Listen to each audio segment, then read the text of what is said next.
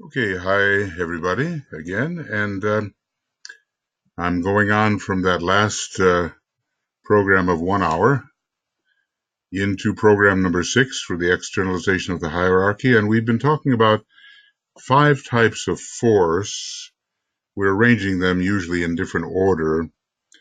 The force of Shambhala, or force energy, energy force of hierarchy, energy force of humanity, energy force of the Jewish group, energy force of the Black Lodge. And ray 1 for Shambhala, ray 2 for the hierarchy, ray 3 for humanity, ray 1-5 for the Black Lodge, ray 3-7 for the Jewish group. And he takes this up in different ways. We've been talking about the separativeness of the Jewish group and how they arrived on our planet before even there were any human beings on it, before individualization occurred, because they had individualized on the within the previous solar system, and some of them, I suppose, went to the moon chain, but maybe not so many. We're also talking about the term Jew as a modern term. During the Atlantean and Lemurian races, they were not called that. They were the nomads, highly developed from the previous solar system, and they wandered to the present solar system, and their task was to work on the energy of love instead of the natural separativeness of the third ray. I mentioned 3 kinds of beings, particularly. Of the normal beings, the Jew was the most advanced, what we call the Jew now, but there were still more advanced beings who went on to become solar angels, who are now ministering to us as human beings. And there were certain initiates much addicted to the love of matter who now manifest as the Black Lodge, or the Lords of Form, those who are particularly interested in the matter aspect and want to retard entry into the higher aspects of divinity. Okay, now we're working on the idea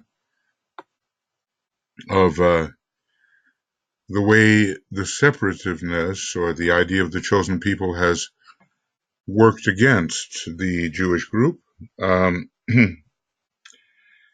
over the years, and the Black Lodge has been able to use them to stir up world difficulty, because they have a natural tendency, according to the ray, to see things in separative terms. And in Lemurian times, when there was much that was corrupt and lawless, the breaking of the laws that the solar angels tried to give to humanity, they had to keep themselves pure.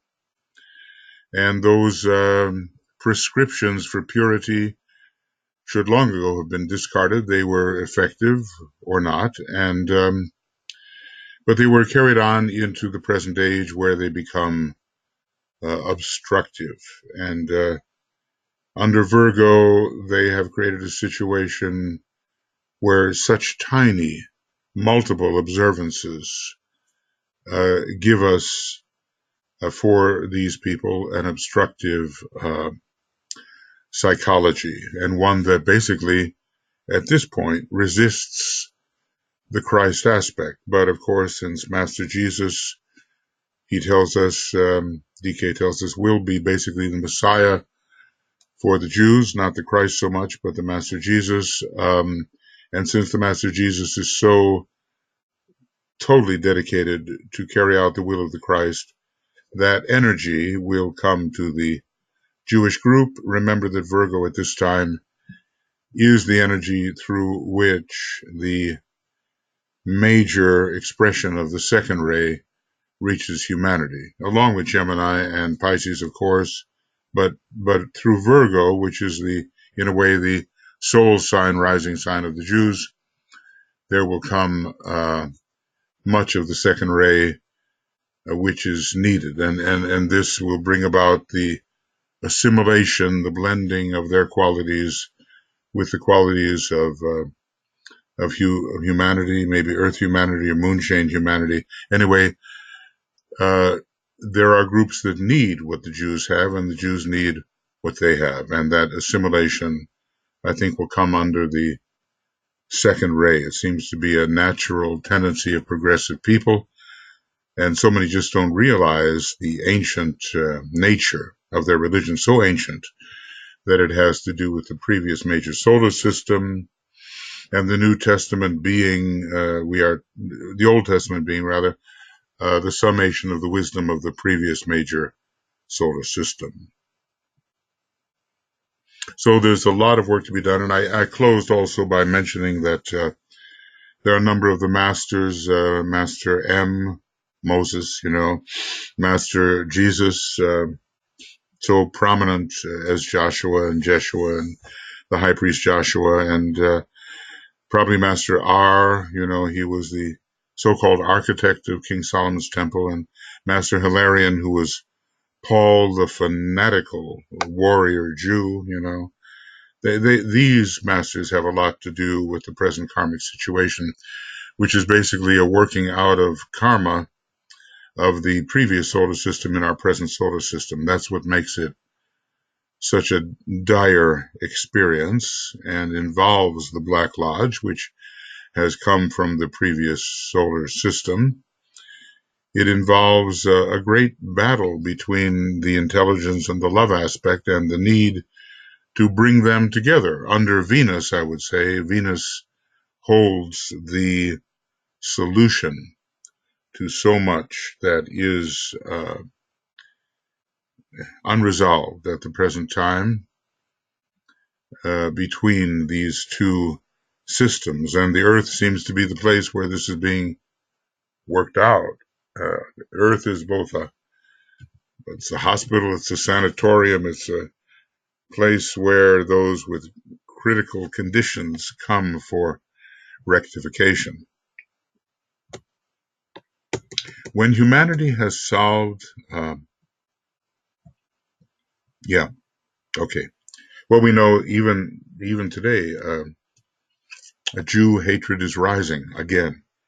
And I think those who were the Nazis and the fascists and all that, they're back. And they did not succeed in emphasizing blood and soil. Again, the decaying remnants of the vehicles of those who die, soil. They did not succeed in raising blood and soil above the possibility of consciousness expansion. And we will see again, I think, an attempt to fulfill fascist and Nazi goals. It may seem far-fetched, but even in the United States, with its what DK calls, I think, a kind of a hidden or latent fascism, this issue is rising again, and there are many who are inspired by the Nazi ideology, which basically sets the personality against the soul, and would lead, says DK, had Germany won, to the most materialistic of all human systems of organization. So we'll see whether that kind of materialism attempts to develop, and I think we'll see a lot of it in the next 6 years, and it won't be a cakewalk either through the remaining 75 years or so of the 21st century, when the sixth ray and the energies of Pisces are fading out in their usual expression. They also have unusual expressions, which always, it seems, remain around. Anyway, when humanity has solved the Jewish problem, and we don't mean it in the sense that the Nazis meant it, looking for some kind of final solution, which is the liquidation of the Untermensch, the gypsies, the the Jews, the Slavs, the homosexuals, the mentally retarded or defective. They were so focused on the condition of the physical man that they really were materialists and they really missed the inside. So many lies, and the Nazi theorists did everything they could to support the preeminence of the Nordic type and especially the German type, uh, lying profusely to establish their point of view. I was listening a little bit to the what's called the myth of the 20th century by the Nazi ideologue and polemicist and theorist Alfred Rosenberg, and when you listen to it, you just can't believe that such things are being said. It seems so antithetical to that which was developing as truth after the war, but now a lot of that hatred is returning, and we who are esoterically inclined and study with care the Tibetan's methods, we have a lot of interior work to do to offset this recrudescence of separativeness and hatred. We are told that the opportunity will not always be with us, and certainly by 2075, is it the 500-year second ray cycle that began in 1575 is terminated, but at least the movement towards the externalization of the hierarchy will bring a presence of the second ray in a very strong manner. And maybe there are cycles involving the second ray of our planetary soul, which indicate that it is emerging. So we cannot know all the cycles. We hardly know any of them, really, as human beings at our present stage of unfoldment. But when we reach that third subplane of the atmic plane and have what's called all knowledge, at least I suppose in a globe sense, I mean, it can't be all knowledge, It can't be all knowledge. It's got to be all knowledge within a certain sphere. Then this science of cycles will be much clearer to us, and we can function with real effectiveness. Some of the cycles of the new group of world servers has been given to us a 3-year cycle, 9-year cycle, 7-ray cycle, and so forth, to help us wisely proportion our energy as individuals and within groups so that the expression of these energies will be most effective for the externalization of the divine plan. Anyway, when humanity has solved the Jewish problem with the understanding cooperation of the Jew, which is growing, I guess there are the Jews for Jesus, and I guess it just tells the story, doesn't it, about where they've been and what they've seen and maybe their past Christian identification. But anyway, with the understanding cooperation of the Jew, which he tells us, the Jew can represent a symbol, aristocratic symbol for humanity, because always the leftover groups end up being the leaders in the next system, then much can be overcome. So what humanity has to have solved the Jewish problem and overcome ancient antipathies and hatreds. It will do so by fusing the problem in one vast humanitarian situation.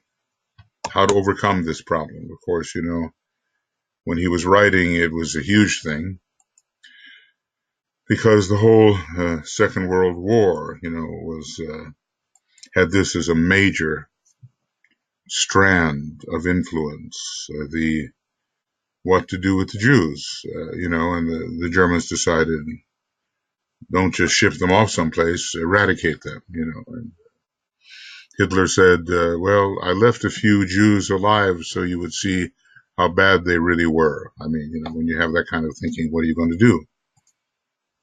Maybe consult, some of the Nobel prizes in science and literature and so forth to see that the Jewish group with its ancient age has made a lot of significant contributions to humanity. And DK tells us that a kind of example can be set by this group when it comes to understanding, which is not yet the case.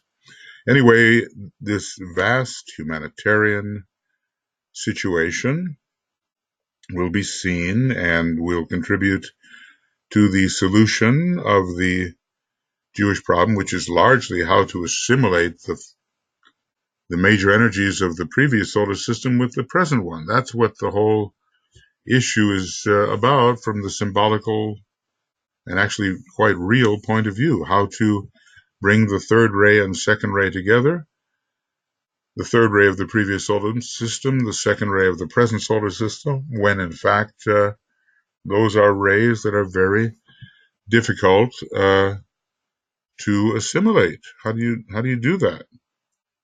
Okay. When that happens, the problem will be rapidly solved and one of the major difficulties will disappear off the face of the earth. Well, that's a great statement. And I would say, largely because the inheritance from the previous solar system and the conditions of the present solar system will have been harmonized. That's hardly the case yet. Racial fusion will then be possible one day. DK tells us the human race will all be of the same kind of golden color, something like that. Maybe it's the sixth root race lasting 10 million years. Right now we have that fifth ray of cleavage and division, and so many racial types are looking different, but the real differences are found in the inside and the causal bodies and the rays and so forth. The outer form doesn't make so much difference, and one day there'll be a lot more homogeneity with regard to it. Racial fusion will then be possible. Our Earth humanity and the group of human beings who are far more ancient in their origin than we are, and notice how he says that, than we are. So there's the hint right there that Master DK does not have much of a Jewish history and probably did not come from the previous solar system, and probably his master, Master KH, did not come from the previous solar system, where there are, among the masters, as I just suggested a little while ago, certain of them that really were from the previous solar system. And when he talks about Master Jupiter as being quite the oldest of all the masters, I think you have to trace him back to the previous solar system, even though he's identified as the regent of India, more on the first subray of the fifth than, well, he's a first ray master, but it's the fifth root race, and so, the first subray of the fifth, that he, his experience, his individualized human experience began there. We don't know exactly what he means by the oldest of the masters, but that's a speculation. Our Earth humanity and the group of human beings who are far more ancient in their origin than we are will form one humanity, and then there will be peace on Earth. As if to say that this Jewish problem, as the hierarchy conceives it, has contributed quite a bit to war on Earth. And that would be quite shocking. But I think the real problem is assimilating or bringing together the third ray and the second ray. I'm trying to get my chronometer back here. Right. It's still going. It's kind of hard to time these out to about an hour, but sometimes when I have time, I just say, forget it. Let's go for 5 hours. And we do. So there will be an assimilation between, let's call it the third and second ray, the third aspect, second aspect, the personality and the soul. That's what it really takes to have peace, because there's so much warfare going on between the personality nature of man, which really represents the dweller on the threshold, and the soul, which represents the angel of the present. Why our planet and this solar system should have been constituted the nursery for the seeds of separativeness, and why this remnant of humanity, far more advanced than ours. I somehow, Master DK here is identifying with Earth humanity. There's no way that he's really Earth humanity. I think he probably is moonshine humanity, but it is the capacity of the Master to speak as if he is the ones that he is mentioning, because his power of identification is so strong. Anyway, why here on our in our solar system, and why our humanity should be mixed with this remnant of humanity far more advanced than ours, our humanity. By that I think he means Earth humanity, should have been destined to work out its future on our Earth, is hid in the knowledge of the Lord of Shambhala, and is unattainable knowledge for you, and indeed for many in the hierarchy. This is an amazing idea. In other words, why on our planet do we have this friction, this blending, the antagonism between the previous and the present solar system being worked out on a planetary basis right here? Why is that happening? And why the ancient remnant has to be blended with the present Earth humanity, and the moonchain humanity, which has wandered also into our present planetary context, why this is happening. Even some members of the hierarchy don't know, apparently. We just have to accept it. So, why should this be so?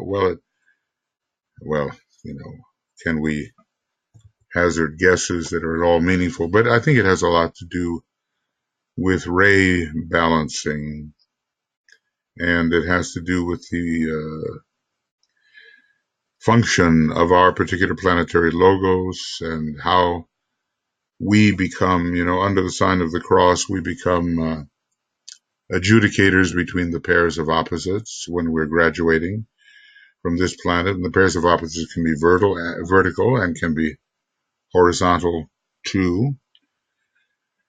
And we somehow really learn how to discriminate between them and see the value of each and all of the pairs of opposites. And that means a lot of struggle, a lot of pain, a lot of rending, a lot of being spiritually drawn and quartered, as it were. It's a difficult path on this essentially first ray monadic planet. And, that's going to work out as the base of the spine center in our solar system to our solar logos. We're really being, put through the fire in order to fulfill our task in the solar system. Why we as certain types of monads happen to be here rather than somewhere else, even though our origin was probably on one of the sacred planets, and then probably within the sun and from other locales.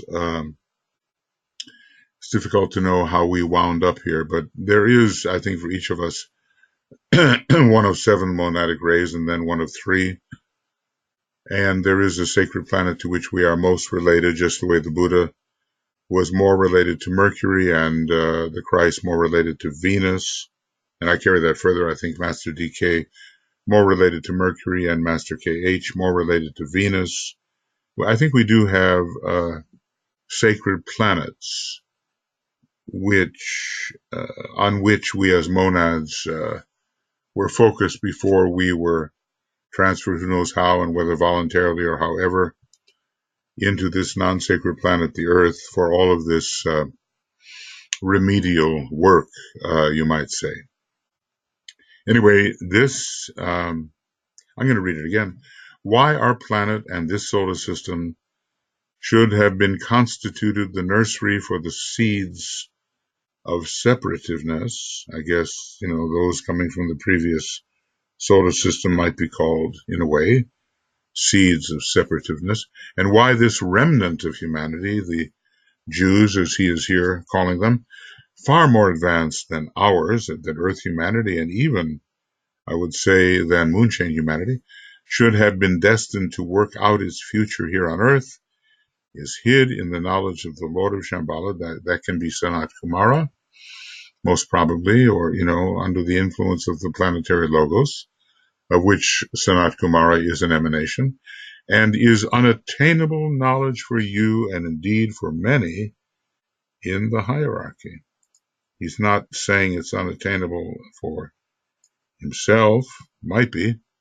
On the other hand, even if it is attained knowledge for the Tibetan, let us just say that he's not going to talk about that because it's probably not permitted. You know how often he refers to what is permitted for him to say, what kind of permission he's been given to say something additional, as in the case of the 7 or 9 cosmic paths and so forth. So every once in a while through the teaching, you'll see him say, I've been given permission to say more here. It is simply a fact to be accepted by you. The solution will come, as I said, when the races regard the Jewish problem as a humanitarian problem, but also when the Jew does his share of understanding, love, and right action. There's a two-way street here. Another 500 years, it's supposed to, at least according to some references I seem to remember, another 500 years, it's supposed to be quite resolved. This he does not yet do, speaking racially. Of course, there are, characters within the present Jewish group who certainly do this approach with understanding, love, and right action. But from the group point of view, excuse me, and speaking racially, he doesn't do it. He must let go of his own separative tendencies and of his deep sense of persecution. I guess he's wrung all of the pain, being, I think, in my view, a fourth-ray monadic group, third-ray soul, first-ray soul, third-ray personality, fourth-ray monadic group, I think, and therefore has rested from experience so much pain and such a deep sense of persecution. But he's got to let go of that. When we finally wake up to what we really are, and that we're not the form, and that the form may suffer, but we awaken on the inner side free of the constraints of form and recognize it to be a very familiar experience. This he does not yet do, speaking racially. He must let go of his own separative tendencies and his deep sense of persecution. Now those are real things. I was raised in a Jewish family, and I certainly identify with these factors. I always felt a little bit out of it, when it came to separative tendencies. But on the other hand, the mind can be very separative, and I had to learn some lessons. And the sense of persecution, well, anti-Semitism was pretty strong even after the war. And I remember in the high school that I attended, we were singled out as objects of persecution and attack. And every once in a while, a very physically strong Jew would show up and put people in their place. But usually it was quite an attack. And you get used to it, and you begin to think the world is that way. Anyway, he will do this latter with great facility. He'll get rid of that. When he grasps as a race the significance and inevitability of the law of karma, and from a close study of the Old Testament and of the acts and deeds there claimed by him as his racial acts and deeds, conquest, terrorism, and cruelty, realizes that the law is working out and incidentally releasing him for a greater future. DK said, well, there's some terrible persecution now going on of the Jews, but if you want to know the reason, you have to go back to Atlantean times. And he said, I'm not going to talk about it because I wouldn't be believed.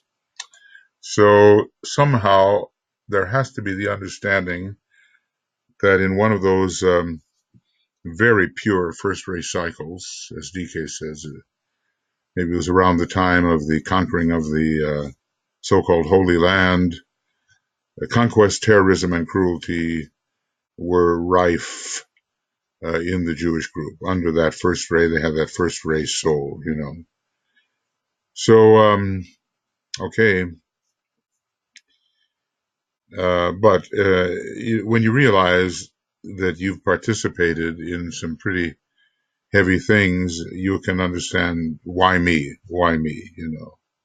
because the me you seem to be isn't at all like the me you used to be, and very few people have the kind of memory which can go back to times when the persecuted was the persecutor.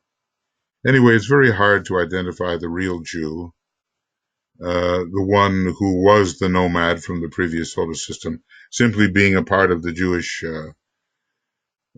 physical nature, family nature, does not indicate that this is the case, as he pointed out in the case of a number of his disciples who were in Jewish bodies at the time. So we'll have to reserve judgment as we look for who is the real Jew and what is the lesson to be learned. There must at the same time be a realization by the Jew and Gentile of equal responsibility and equal liability for the present world difficulty. Well, this seems to be far from the case. Usually there's a lot of blame going on. The Jew feels persecuted, and the many Gentiles, as it were, feel that he deserves that persecution. And the real causes are hidden deep, deep, deep in not only in the history that the Bible relates, but in much earlier history that no present non-esoteric account of history can deal with. The two forces to which I have been referring must therefore be taken into account by all disciples as they seek to serve in this critical cycle. These two forces must also be taken into your calculations as you start this new group work or your wrong idealisms and thoughts may hinder the group work. Well, I guess, does he mean the Jew and the Gentile? That's one of two forces, or, modern Earth humanity and the more ancient humanity, but even, coming from the moon, from the moon chain. Right. So where are we here? You must recognize theoretically the five forces, the three major, Shambhala, hierarchy and humanity, and the two minor, the Jewish force and the force of the Black Lodge. Some people think that the Jewish group is conflated with the Black Lodge, but that is certainly a mistake. They are both from the previous solar system, but the rays are different and the motives are different. So we have to recognize the five forces, three major and two minor, which meet and clash in the human family at this time. The clash must be harmonized. We have a lot of let's just say the fourth ray monad, fourth ray is coming in via its monadic aspect, and so the possibility of greater harmonization exists, and Libra is getting stronger in the planetary horoscope. It works for harmony and balance and right relations. And DK tells us in both cases that there is no need for real anxiety about the situation because of these two energies. It has been necessary for me to bring these facts to your attention.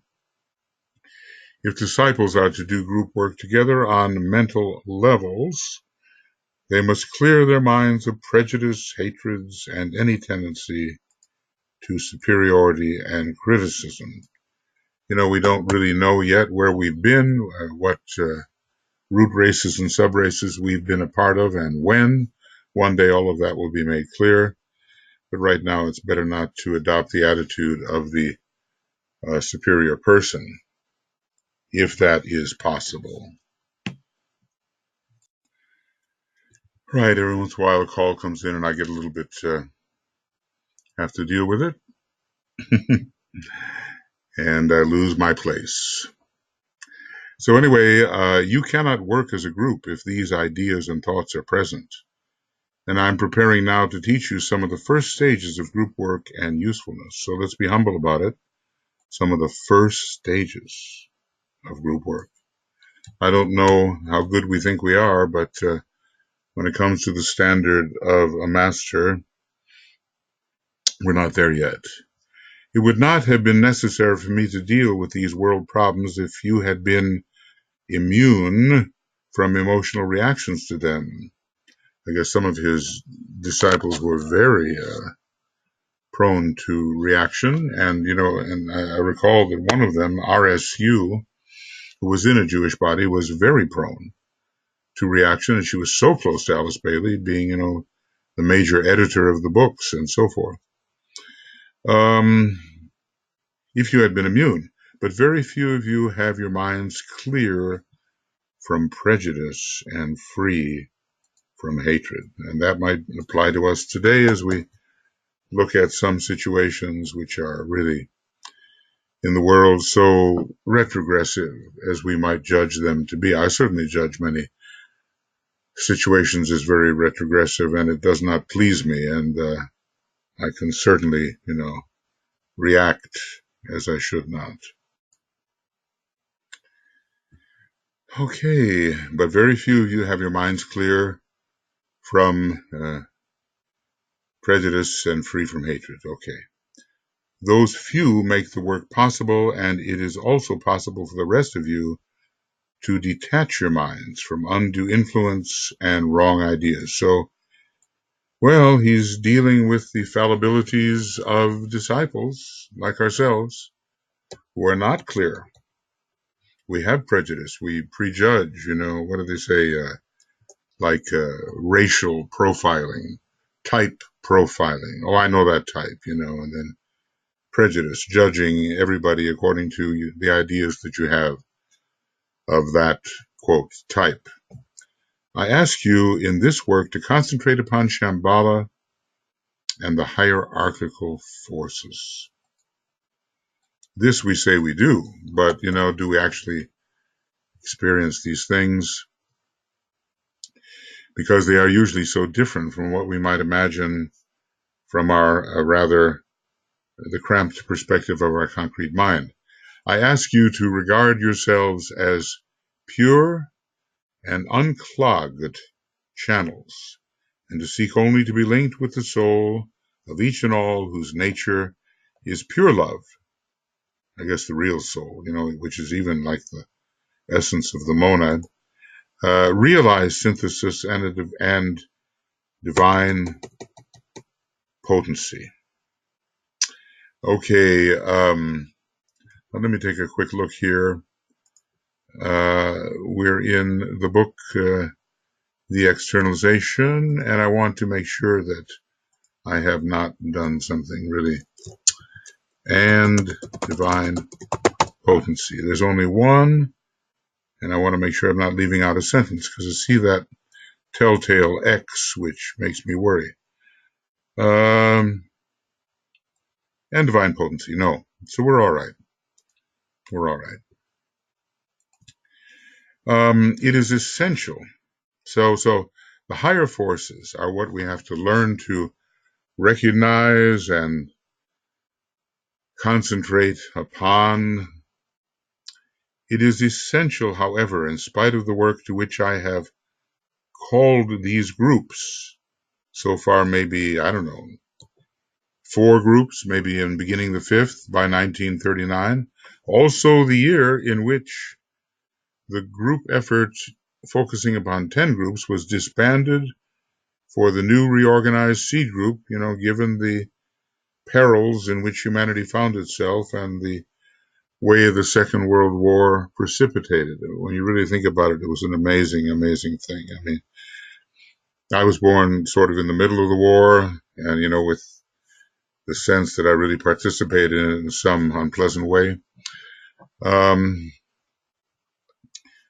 when you think of this attack upon humanity, which almost succeeded, coming from a very ancient group from the previous major solar system, exercising Ray 1 and Ray 5, and I suppose a lot of Vulcan for weaponry and so forth, a lot of separatism of Ray 1 and 5. It's just amazing. Somehow we got through that, but we're not out of the woods yet, really. Sometimes people have a heart attack and everything looks okay, but then they die. So we have to be very cautious now that we don't become the man who swept his house clear of, was it 40 devils? I keep on losing the number of devils that it was. Maybe it's not important. But I'm going to try to take a quick look, I've got to get, I know it seems foolish, but I quote that quite a bit, and I want to just see, here's Google, and, okay, devils swept,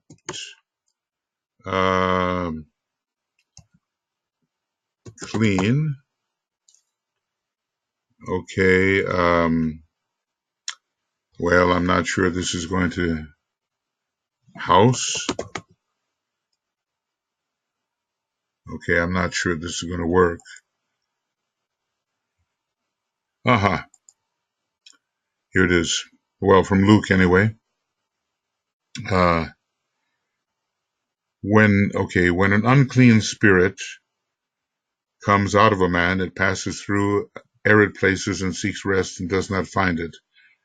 And then it says, I will return to the house I left. The house is us, the human vehicle. On its return, it finds the house swept clean and put in order. Then it goes and brings 7 other spirits, more wicked than itself, and they go and dwell there. And the final plight of the man is worse than the other. Luke seems to mention 7. New International Version and King James Bible. Let's see what it says here. And one of his disciples said unto him, Lord, teach us to pray. And he said unto them, when you pray, say, okay. And let's see if we can find this. I'm not sure that I can.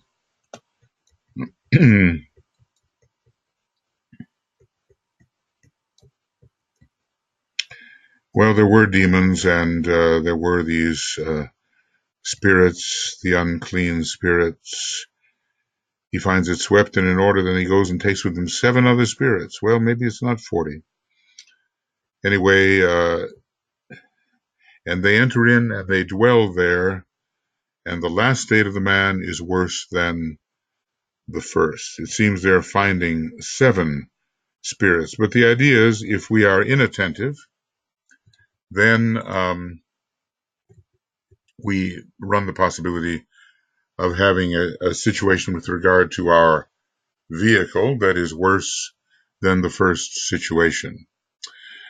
So he's asking us concentrate on the Shambhala and hierarchical forces and be pure unclogged channels, which obviously the man who is afflicted by 7 more evil devils than the first one is not. And that's all through inattentiveness, not really watching carefully what goes in and what goes out. But I recall at least, let's see here. Yeah, I do recall Master Moria saying that the open heart will deflect these. That's my word, or make impossible obsession. It will make obsession impossible. Okay, so the heart radiation is what we need.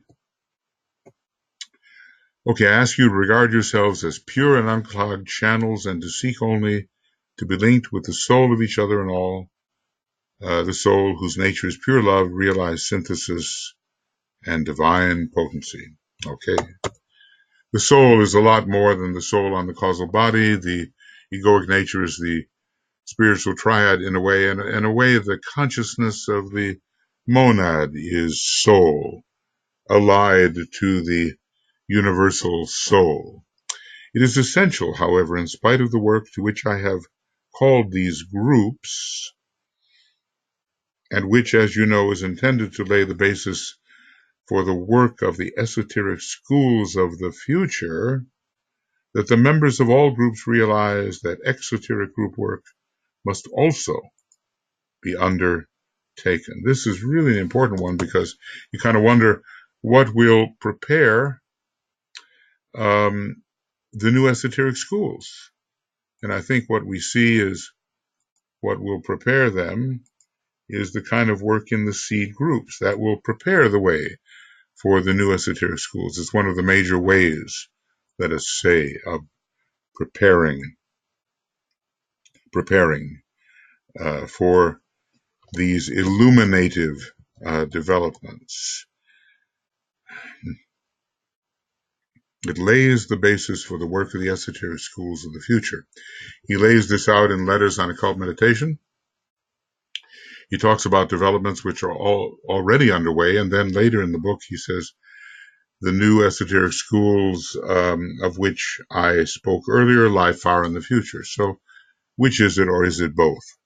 Too many in these groups are satisfied with the significance of their own group work and permit it to usurp the place of objective service. Well, maybe, meditation is not enough.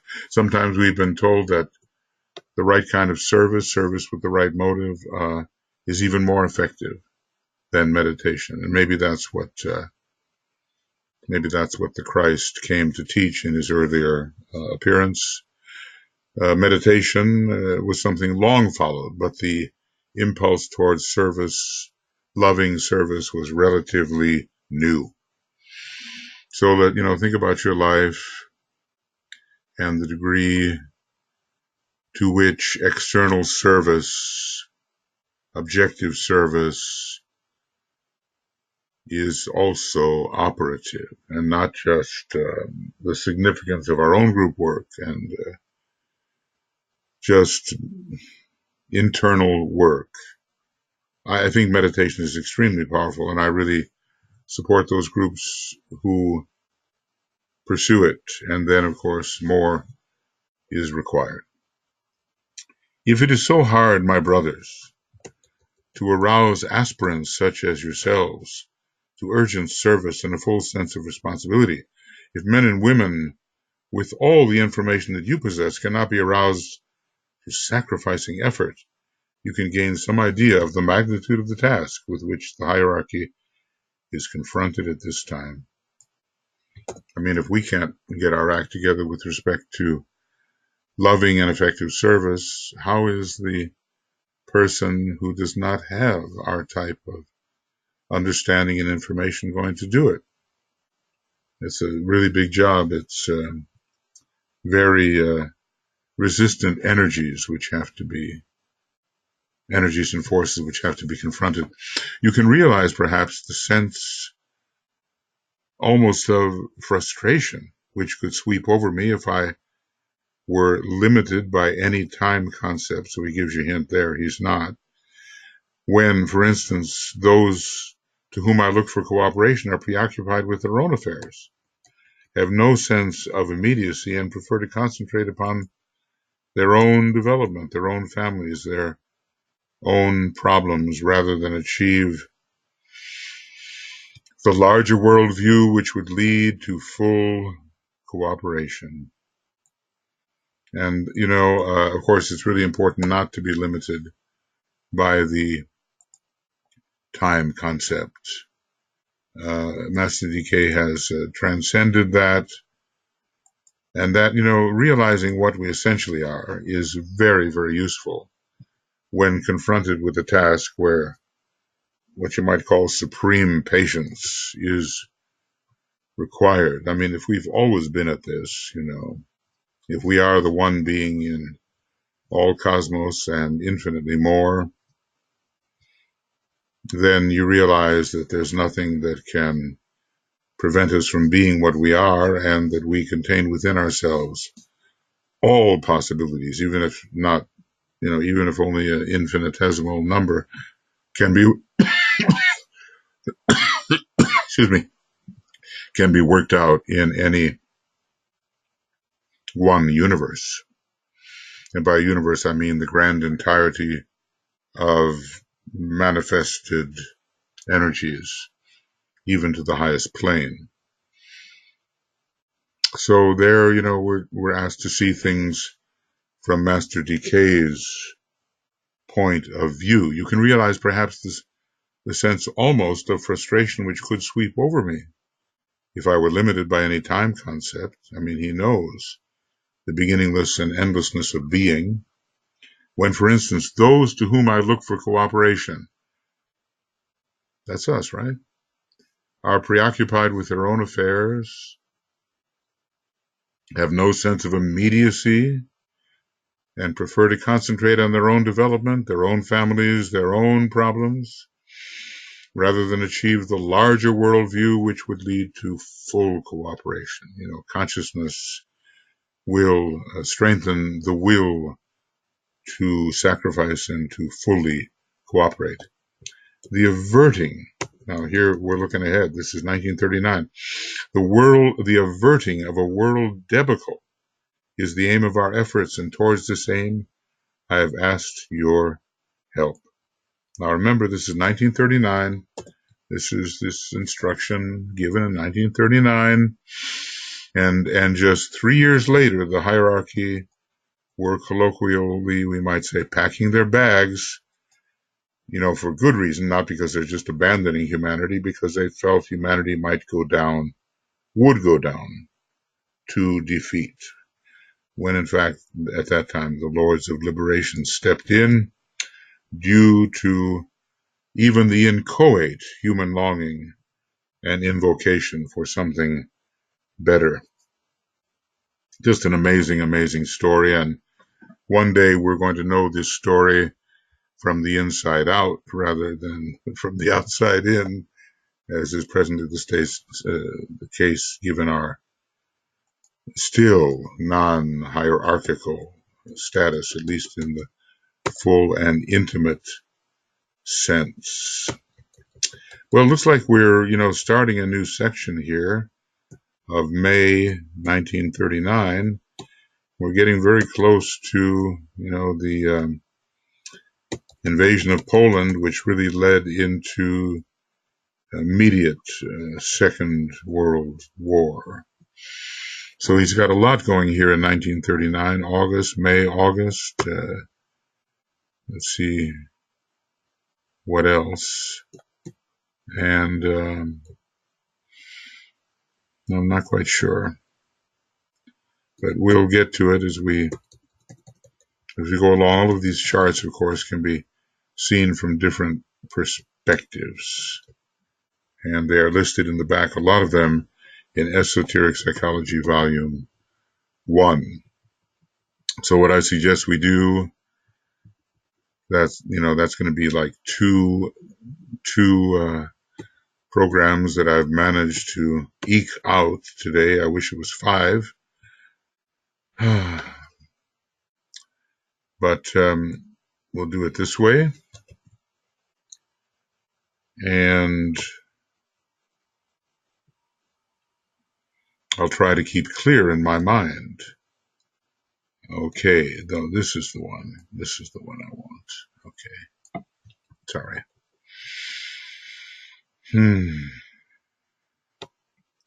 And it takes us up to page 79, and we began on page 77. So this is the end of program 6, and we went from 77 to 79, and our date was today, the 16th of January, and then we'll start program number 7, and we'll go from 79 to whatever. We're starting a new section, so I don't see the point in racing ahead into it, and so I'll just erase the date. Somehow, this instruction, so liberally and at such great sacrifice, given by the masters to prepare the way for their externalization, a series of bridging treatises, has to be deeply, deeply appreciated and manifested, or at least applied in the little spheres in which we find ourselves. The divine plan ought ever to be in our minds and hearts. Life is complicated in the modern era, and there are many, many distractions and many reductions of the true values which come because of those distractions and the kind of third-rate busyness which seems to be forced upon us in order to live the modern life and to get by and to earn a living and somehow survive and somehow maintain a certain standard. It is quite a pressure upon humanity at this time, and especially maybe upon the people who know something about the inner life, but not only that. Everybody is under pressure. But what we want to do as students of the wisdom is to help make life more meaningful for people. Now, you know, the world of meaning is the world of the soul. The world of symbol is pretty much the lower 18 subplanes. The world of significance, the triad, the world of being, the monad, the world of causes, true causes, is the sea of fire on the logoic plane, and I suppose we could start to name things even higher on the cosmic planes, but they would be just words, of course. We have a great treasure. When you run into a treasure, you know, you don't ignore it.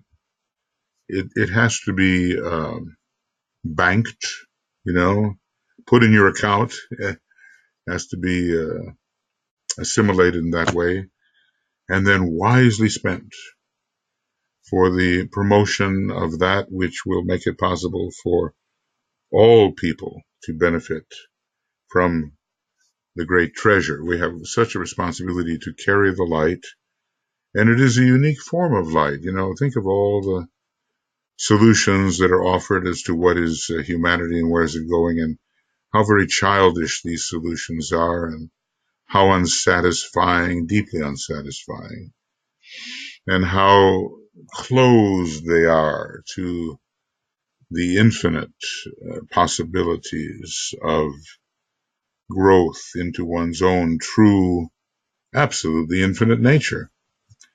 The conception of what being is and what a human being is are woefully inadequate, and we can't escape into them, but we have to feel them, see them, live as them, be in them, you know, and then apply the realizations which have come to us for the betterment of everybody.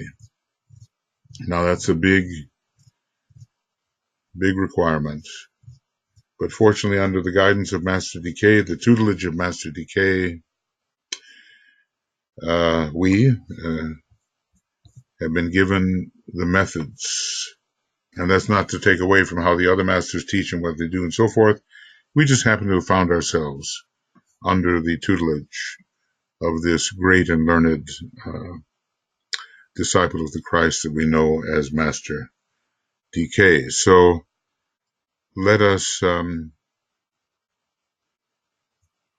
hold the teaching really as sacred. Not that we want to, become idolatrous about it, but it just can stimulate so much growth and make better people of us and help us express the soul through the personality and eventually the monad through the soul-infused personality. All of this is possible, and the methods have been given to us, and this is what we have to take seriously, even though it means we certainly don't ignore the many karmic responsibilities and even dharmic responsibilities that we have in the world. Well, let's see if any more work can be done tonight here. I don't know. Maybe. And meanwhile, thank you for studying with me. And we'll take this up the next time. Oof. Yeah, Second World War is coming on, but you see how much he tells us that has immediate applicability to the present. He starts in this hour of crisis, anxiety, and suspense. It has seemed that there are certain things which you would do well to remember and certain things which you should endeavor to do. So he's being very practical, and that's where we will start next time. Okay. Love and many blessings. We'll see you soon.